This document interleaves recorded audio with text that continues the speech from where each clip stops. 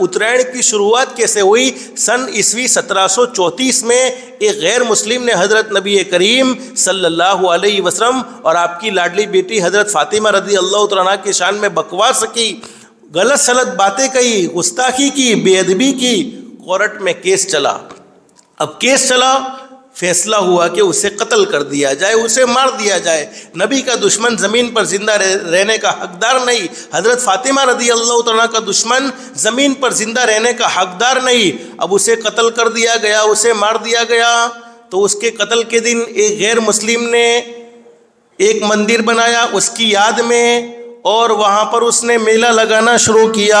हर साल उसके कत्ल के दिन को लोग मेला मनाते थे, मेला बनाकर उसकी यादगार में मेला लगाते थे, और वहाँ से पतंग उड़ाने का सिलसिला शुरू हुआ है। अब हम अंदाज़ा लगाए माँ बहनें, अल्लाह ने हमें मुसलमान बनाया है, क्या हमारे नबी से हमें मोहब्बत नहीं है?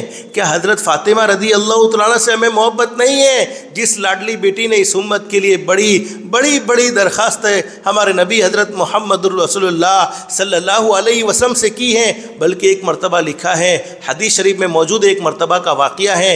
एक मरतबा हमारे आका ताजदार मदीना मुहम्मदुर रसूलुल्लाह सल्लल्लाहु अलैहि वसल्लम को कई दिन से खाना नहीं मिला। एक रिवायत के मुताबिक 3 दिन या 4 दिन या 7 दिन हो चुके हैं। हज़रत नबी करीम सल्लल्लाहु अलैहि वसल्लम अपनी लाडली बेटी हज़रत फ़ातिमा रज़ी अल्लाह तआला के घर पर गए। कहा, बेटी 3 दिन गुजर चुके हैं, 4 दिन गुजर चुके हैं या 7 दिन गुजर चुके हैं, खाने को कुछ नहीं मिला है। तेरे घर में कोई खाना हो तो दे दे, तेरे घर में कोई चीज़ खाने की हो तो दे दे। माँ बहनें अंदाज़ा लगाओ हमारे नबी की मुबारक ज़िंदगी उम्मत को कैसा पैगाम दिया है, उम्मत को कैसी मोहब्बत का सबक दिया है। अपनी बेटी के घर पर गए हैं, एक बाप होकर अपनी बेटी के सामने ये बात कहना बाप को कैसे बर्दाश्त हुआ होगा।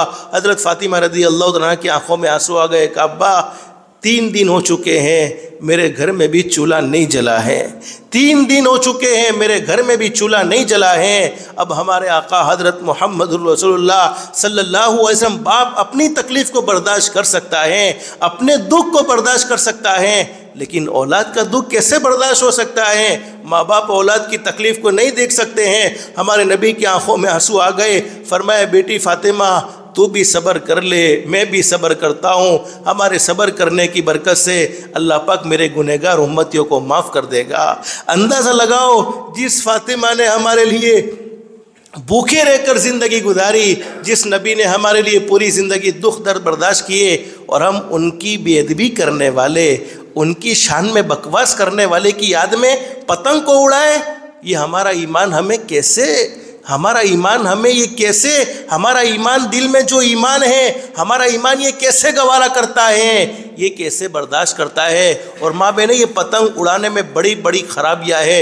नंबर 1, तकलीफ़ पहुँचाना, किसी मुसलमान को नहीं बल्कि किसी जानदार को तकलीफ़ पहुँचाना भी उलमा ने हराम लिखा है, कि जिसके अंदर जान है और हम उसे तकलीफ़ पहुँचाते हैं, हराम है, हराम है, हराम है। और तकलीफ़ पहुँचाने वाला आदमी मुसलमान नहीं। अल मुस्लिम मन सलीमन नास, और एक हदीस में अल मुस्लिम मन सलीमल मुस्लिमून मिन लिसानिही व यदी, और बेचारे बेजुबान जानवर जो बोल नहीं सकते हैं, लेकिन कितने जानवर पतंग की दूरी की वजह से परेशान होते हैं। एक खराबी तो पतंग उड़ाने में ये है।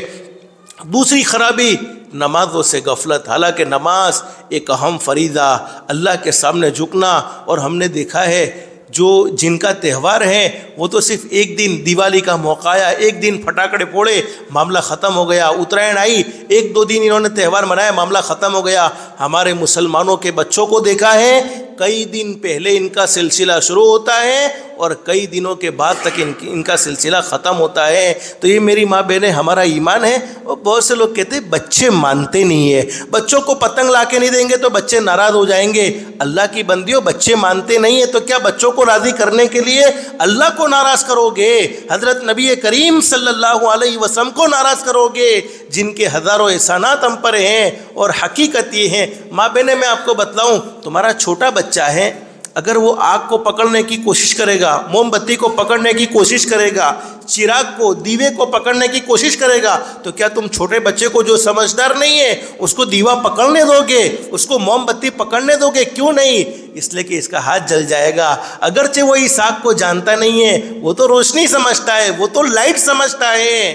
تو جہنم کی آگ میں کیوں خود بھی اپنے بچوں کو ڈال رہی ہو اور ان کی وجہ سے خود بھی جہنم کے مستحق بن رہی ہو؟ تو ماں بہنیں، آج سے یہ ارادہ کرو، گھر میں تعلیم کو ضرور زندہ کرو اور اپنے بچوں کو صحیح دین سکھاؤ کہ یہ ہمارا تہوار نہیں ہے، اس سے ہمارے نبی ناراض ہوتے ہیں، اس سے اللہ ناراض ہوتا ہے۔ اور چونکہ یہ پتنگ کے پیچھے جو پاگلوں کی طرح بھاگتے ہیں، حضرت نبی کریم صلی اللہ علیہ وسلم کے زمانے میں ایک کھیل ہوا کرتا تھا جو زمانہ جاہلیت میں لوگ اس کھیل کو کھیلتے تھے، کبوتر بازی، یعنی کبوتر کے پیچھے بھاگنے والے کو ہمارے نبی نے شیطان قرار دیا۔ اسی طریقے سے پتنگ کے پیچھے بھاگنا، اور آج تو ہم نے دیکھا ہے صرف پتنگ ہی نہیں رہی ہے بلکہ اس کے ساتھ میوزک بھی شامل ہو گیا۔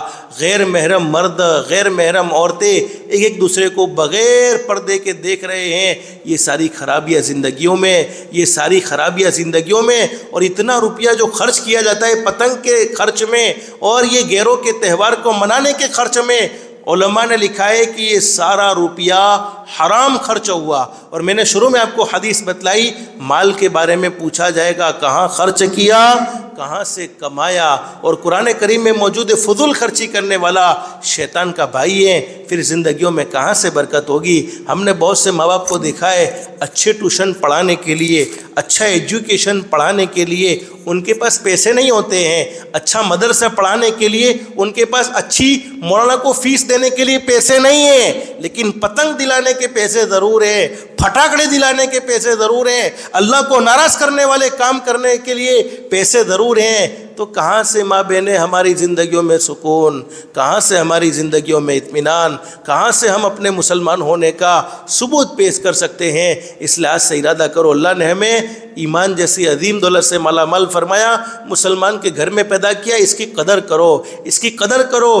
قدر کرنے پر نعمتیں بڑھتی ہیں، زندگی جیسی گزارو گے موت ویسی ہی آئے گی۔ اور ایک حدیث میں ہمارے نبی نے فرمایا، جو شخص جس قوم کی مشابہت اختیار کرے گا، یعنی جس قوم کا طریقہ اپنائے گا، کل قیامت میں اللہ پاک اس کو اسی کے ساتھ اٹھائے گا۔ اور آپ نے محرم کی حدیث میں نہیں سنا کہ محرم مہینے میں ہمارے نبی نے اپنے امتیوں کو روزہ رکھنے کا کہا کہ 10ویں محرم کا روزہ رکھو، لیکن ایک حدیث میں ہمارے نبی نے کیا فرمایا کہ نہیں، صرف 10ویں محرم کا روزہ نہیں رکھو گے بلکہ 10ویں کے ساتھ 9ویں کا رکھو گے یا 10-11 رکھو گے، تو ہوگا کیا کہ 2 روزے رکھنے کی وجہ سے یہود جو حضرت نبی کریم صلی اللہ علیہ وسلم کے کٹر دشمن، مسلمانوں کے کٹر دشمن یہودیوں کی مشابہت، یعنی یہودیوں جیسا کام نہ ہو جائے۔ تو ماں بہنیں، نعوذ باللہ، روزہ رکھنا کوئی گناہ کا کام ہے نہیں بلکہ عبادت ثواب کا کام۔